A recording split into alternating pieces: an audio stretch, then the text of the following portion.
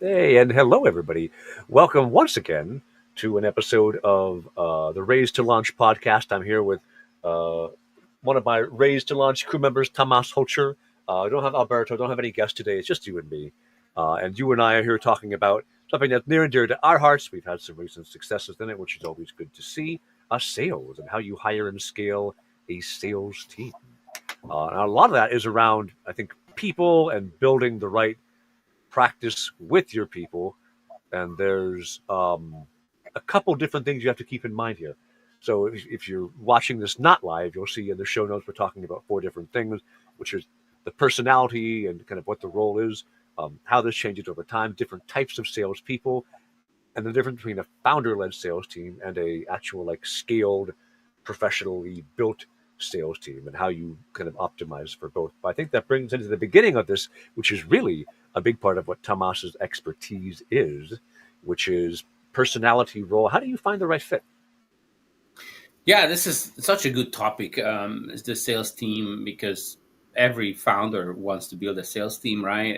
And it's Right. everybody is trying multiple times. Sometime, if you had this journey before, you realize that maybe you didn't get the first team right, and plus your company has an evolution, so it requires different salespeople at the beginning, different a few days later, different when you're scaling. So this is definitely one topic that personality has a lot to do with it, how you select, how you build the people around you. So it's almost, I really don't know where to begin. Maybe I begin with this practical tip is founders often they think they know what kind of salesperson they need, and you often are wrong. But that's just you don't know because you're selling differently as a founder versus the salesperson does not have a co-founder title, so their task is different than yours anyway. You think, oh, you do what I do, but no, no, no, no, no. That conversation is very different. And they loop you in obviously as a founder, and you try to have a sales team to boost your pipeline. But your activity as a founder or a CEO or co-founder is different than even though you try to have an overlap, different than a sales team. So identifying that first is where it begins. Plus, often founders have a hard time teaching and coaching the salespeople, especially if you have sales experience, because you know what you're doing, but you may not necessarily able to train that. That's like not obvious, but you get to the point of knowledge where they call that unconscious competent, which means you're unconsciously doing things, and that's why you don't want to learn how to drive from your parents. Terrible experience, probably. Right. No, they know what they're doing, but they don't know how to explain this to you. So you have a hard time learning how to drive from your parents. Same thing as a founder. You've been doing sales for a while. For your sales team to you feel there is this bridge that is hard to gap. That's a normal thing. So maybe we should open this topic because a few people probably experience how to go through this problem. Why is it so difficult for a salesperson to outperform? Because that's what you want, right? A Yeah. sales team where a salesperson to outperform the founder is where it begins. Until then, you just basically have a company, a shop company, a garage company there Yeah. you're Yeah. selling. Yeah. The moment the team outperforms you is where the real stuff begins. So, Trevor, how do you see this from the marketing side? Because this was the So there's a challenge for, I think, both at founder level, there's a challenge, right? Trying to answer the question of who do I need, and then the question of how do I find somebody who's better than me. So a lot of founders are your product led people. They are your build a thing led people. I'm a decent example of that, and then I've got an agency, but the work we do is extremely productized. And um, the way I sell is through demonstrating just competence of the subject matter, right? I've been doing marketing for 22 years. There's no question you can ask me where I will go, I don't know, bro. It sounds like a hard thing to answer. Um, and a salesperson can't do that, usually, right? You might find a salesperson who's also an expert marketer, in my case. Cool, good for you. But what you need from the salesperson are two things. One is the understanding of the people's psychology to get past the sales objections. And the other part is the willingness to, because there's always going to be, for any salesperson, unless they are extremely technical, they won't know answers to questions. And they have to either, log it. If it's a common question, I need to learn the answer. If Mm-hmm. it's an uncommon question, then it needs to be, I don't know. But, the second discussion we're going to have will bring an actual subject matter expert who can answer those questions, or I'll send a follow up email once I've gotten the answer, or any of these things, right? So the sales process becomes less about demonstrating expertise, answering every question on a technical level, and becomes more about the social and mental judo of selling. And a founder frequently doesn't necessarily have that skill set. What they have is I understand this problem deeply, I care about it, and I can answer your question, which is a whole different way to sell. And you need a different type of lead as well.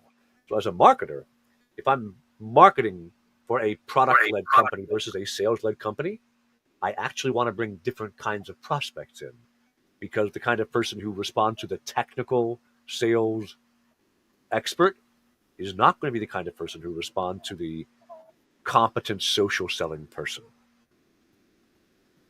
Yes, that's interesting. That's why it's true that you shouldn't start sales without marketing. Yeah. Right? So it's 100% correct. On the people side, these are the questions. Do I need a farmer, meaning a person who's actually farm out my clients and grow my current clients? Do I need a qualifier who helps me to qualify the current opportunities, current pipeline more? Or do I need a hunter who's looking for the type of thing leads that I'm really looking for, because for some reason we can't get to it? So, and of course, the marketing is here is where this separates. If you think you need a hunter, ask yourself the question: why I'm not getting any online lead? Why I'm still hunting only? I'm not saying you may not need a hunter. You may need a hunter, but then you still want some inbound leads. And the best mix of this, I don't know, 36, 30, 70, 50, 50, probably the best. But there has to be some inbound thing. If the inbound is a gap, there's like a black hole, nothing is coming inbound, then you just know you founders. The founders' personal network is happening. And that's the only thing that's happening.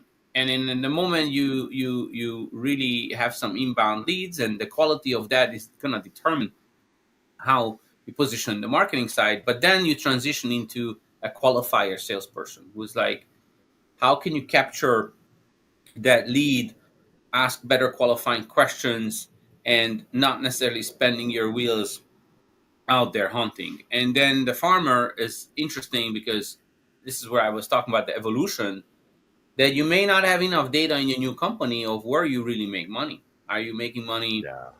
the first year or the second year? Maybe you're making money in the second year, and the first year you just really need to sign the company up or sign the client up, and your real thing will happen in the second year. So you need a farmer who would be able to maintain that relationship and take it to the next level. So those are important to try to at least guess, because you don't know if you're growing your company, but try to guess it. So you're not going into this with like at first, you know a lot of people, then let's do sales together, which is fine, but that's just very very rolling the dice. So Yeah. don't even think of having a salesperson without looking at their personality behavior. 100% important. If the person tried to do sales but not a sales personality, the person will get tired. So it's just gonna be a grind. This is the only thing where everybody agrees that you got to do it from passion. Passionate salespeople better. You if somebody is not a sales personality, could be maybe a good qualifier, but then the person will deal with the online needs. So if you don't understand what does mean hunter, qualifier, and farmer, very different personality, all sales, you need to have a tool to look at this. Without that you just basically blind. And I have just one more story to share. A lot of salespeople have a vision or have something how they see themselves. It's not really often their true personality. They're really good at selling themselves because they're in sales, right? But then their actual core personality might be a little bit off. So you really need to look under the hood with the tool. Is this really a true personality behavioral trait, or just the person get used to doing sales like this? That I see this a lot of times. And salespeople, they just they're good at saying what you want to hear. So hiring a salesperson, that should be the easiest thing. I mean, if they can't do the interview well or something, then It, they're not good anyway.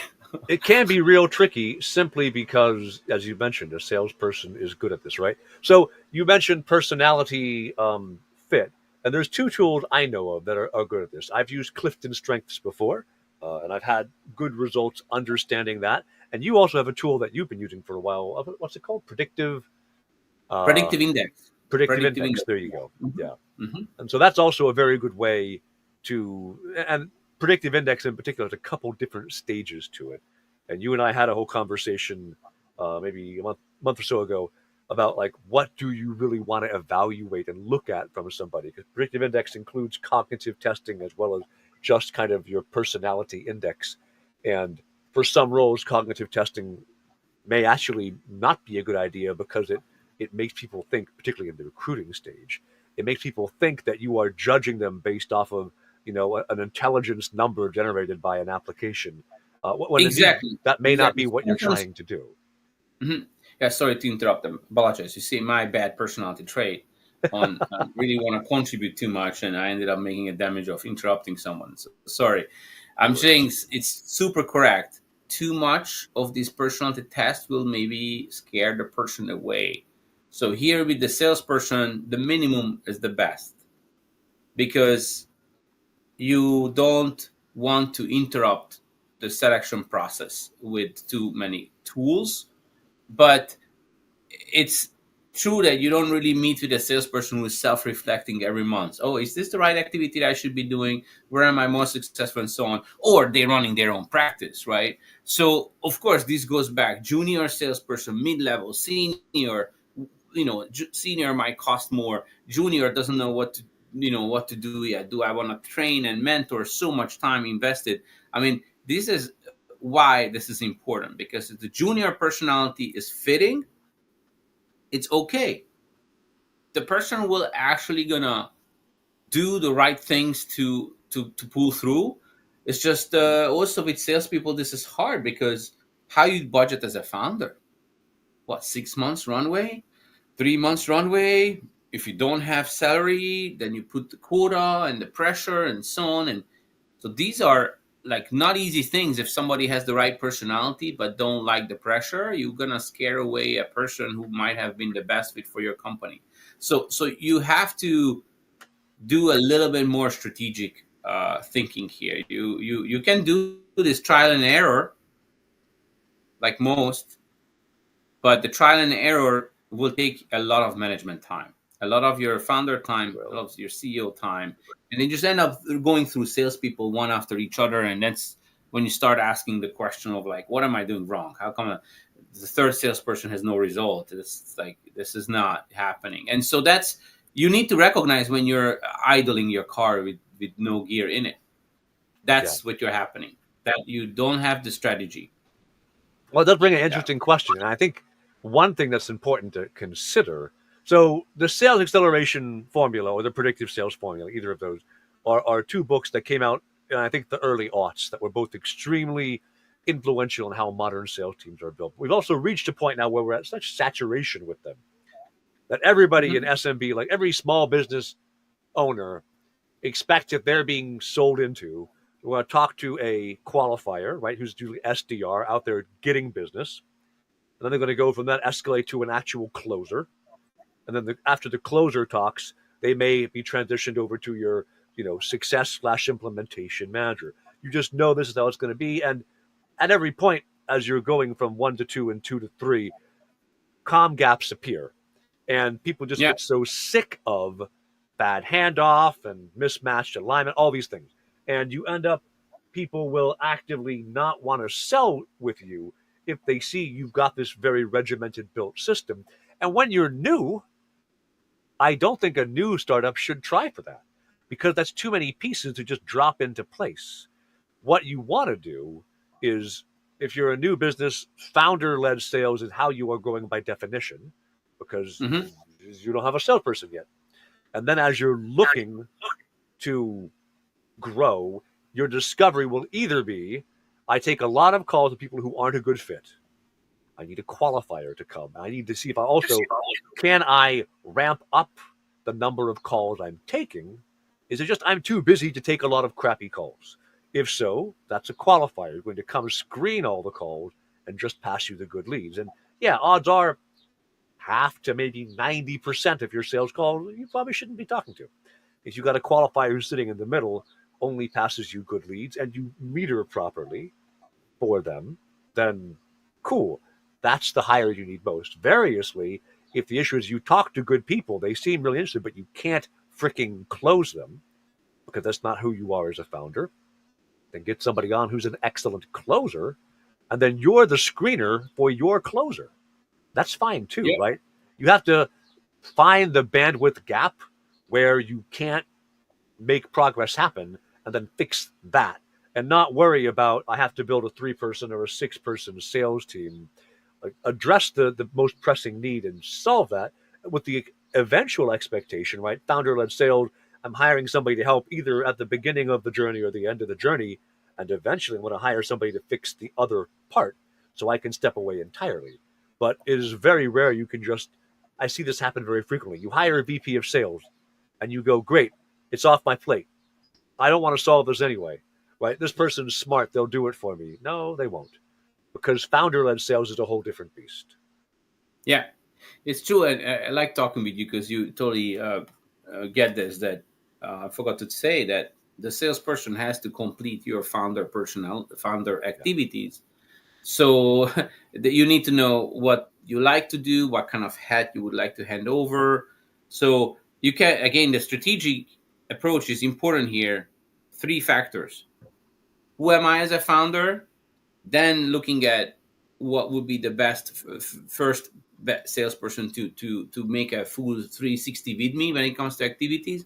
What stage is my startup at? It's just like, because your sales changes as you mature. Where is your marketing, right? How that comes in place, and then what kind of team are you realistically can build? Because so these are, you have to have these things in your head. That's why you need to, it's a changing the sales will change as your company matures. And there's also a saying, if you only have one or two salesperson, you're not managing them, they're managing you.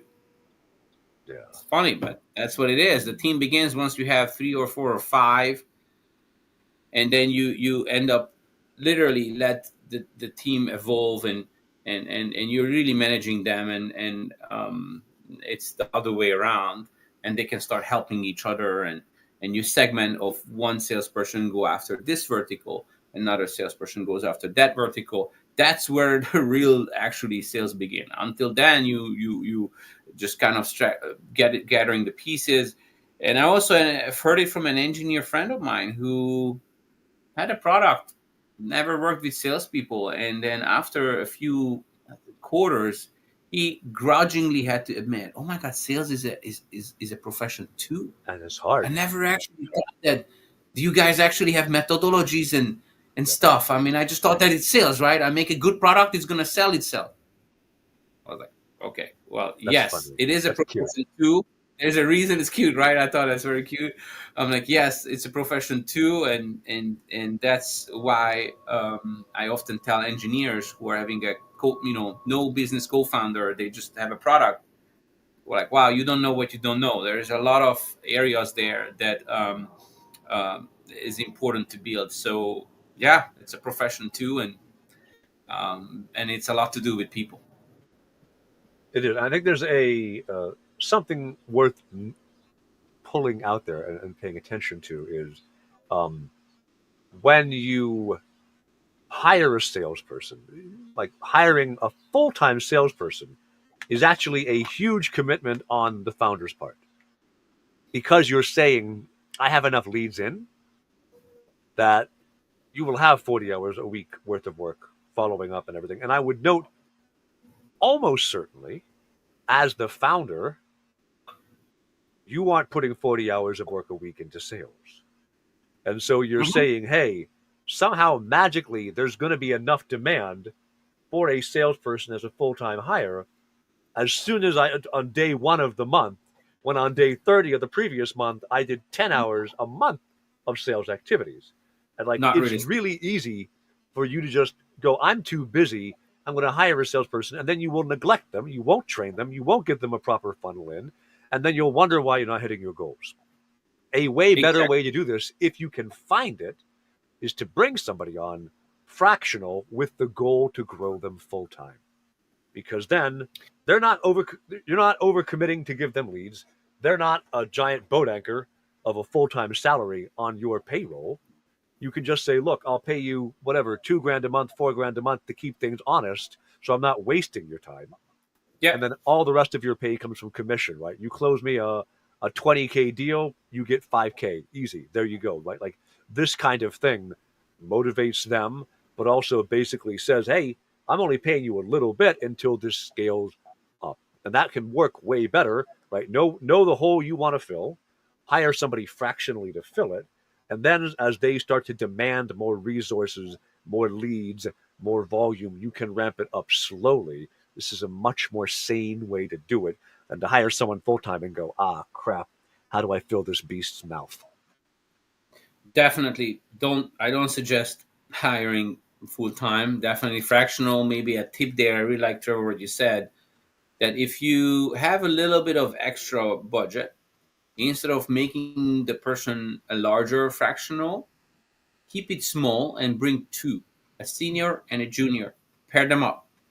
There's actually one way to avoid that you need to manage and coach that much of your time. Plus, the senior person will probably likely to train the junior on the sales basics and so on, and behavior, and how you prospect, how you keep things organized, how to build up your sales pipeline, how to do this, how to do that. And so you end up creating a triangle here. They're not both depending on you. So hiring two fractional junior salesperson, oh my God, you're just gonna have no way of. That is a real hassle. Yeah. Exactly. So That's so the try other thing is to. people will tend to say, I can't afford to hire a senior VP of sales. I'll hire a junior person. And then, like, I've never actually seen founder led sales with junior salespeople work. Yeah. I think the fractional is good because the senior person may only work 5 hours a week, Exactly. or three, and the senior and the junior will be maybe three times as much or two Yeah. times as much, and For so about you the same basically price balance each. for the same price. Yeah, exactly. So you're gonna balance the bandwidth thing. Probably for the senior person, it's good to see the junior have been so excited and prospecting and doing maybe some of the things that maybe the senior person doesn't do that much, but be able to coach the junior. So short answer here: don't think of full headcount, think of fractional, and think of how to make a single junior team. We do have a little bit of a background noise. Is that an internet I have thing? Or background noise. yeah, they just started, but it was not like from you. It sounded like, but now it's gone. Sorry. Yes, hopefully you can cut this out. But No we had worries. like it's like a jet passing in the internet. That's Oh, how it sounded like, but not from your microphone. It was weird. So okay. No worries. So yeah, and one other thing to consider here is um, hiring fractional can do great. Good idea. I love it. Um, your need to bring in really good sales talent can be extremely hard to hire, particularly like because full time sales talent that's really good, they don't lack for work, right? yeah. People who can make a half a million a year in commission checks are very hard to hire, but you try somebody good, fractional, and think of it as it's the slow courting process. They're at some soul sucking big corporate job, maybe making a half a million a year in commission, but they hate it because they're selling, a soulless product to soulless buyers. And if you're able to slowly win them over to you where they see maybe not as much revenue upside, but in a couple months they can see, oh, there's potential here. The team is great. Mentoring people is great. Having freedom is great. You can eventually punch way above your weight by finding fractional people really cheaply, and then as they grow your business, bring them on with you. That's a really good way to find rock star talent you wouldn't normally be able to get. Exactly, 100% correct on that. And maybe one more thing is, don't forget that your biggest asset as a business owner is your startup company and your equity. So giving a little bit of equity to a senior person, 0.1% upfront at sign, that's not a lot, but it gets the founder thinking of like, okay, I actually got awarded because of my experience. Then setting a 0.25%, 0.2%, 0.1% milestone for, something like for closing the first client. And I know that's, oops, maybe I lost it. Okay, so I'm back. So giving a milestone for like closing the first client, even though they may sound too early for you, but it's actually a good award. Another milestone, I don't know, 500,000 revenue, 1 million. You create a significant amount of revenue. That's another milestone. If the senior person helps you to build the sales team, that's another milestone, right? So there is many milestones you can come up with that would make a senior person wanting to work for you more than the actual pay. The moment you have a little bit of an equity, you can ask the proper question from a senior salesperson. Do you think we should pay you, or you should have marketing to get you more leads? And the senior person like, wow, that's a good question. And plus I have an equity from the company, so I want this company to grow. So I feel that maybe that base pay, you really maybe shouldn't pay me that much, or maybe that my expense account should be more, so I could go to this event, or I could do this, or can part. So the moment you're giving the founder thinking to the senior salesperson, that person will able to make maybe budgetary decisions, and very likely the person will feel like, okay, well, maybe the short term gain here with my higher pay is not really going to be a good thing. It would be better if I just kind of bite the bullet for a few months and want a big revenue share, a big profit share. And you as a founder, if you have a software as a service business or anything that is renewable, let your first year commission go. Give it to the sales team. First year, it's a practical thing, is a good split. Whatever commission you want to award your sales team and the marketing team, you split that in 4 portion: where the lead came from, who helped to qualify it, who helped closing it, and who helped servicing it.